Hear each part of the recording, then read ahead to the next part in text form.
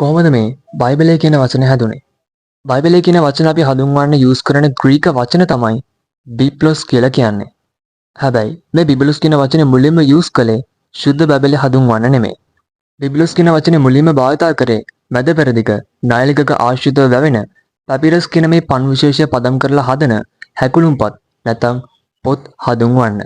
ඉතින් මුල් යුගයේදී ශුද්ධ ලියවිලි ග්‍රන්ථාරූඪ කරේ මේ පැපිරස් පදම් කරලා හදන පොත්වල.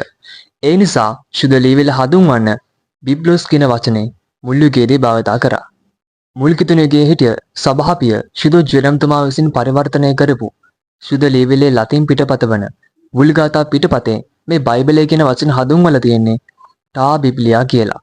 මේ ටා බිබ්ලියා කියන වචනේ තේරුම තමයි පොත් කියන එක.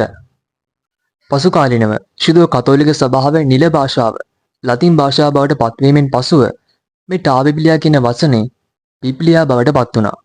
මේ බිබ්ලියා කියන වචනේ තේරුම තමයි පොත් මාතාව කියන එක. අපි මොකක් හරි දෙයකට මාතාව කියන වචනේ භාවිතා කරන්නේ ගෞරවයක් දක්වීම සඳහා.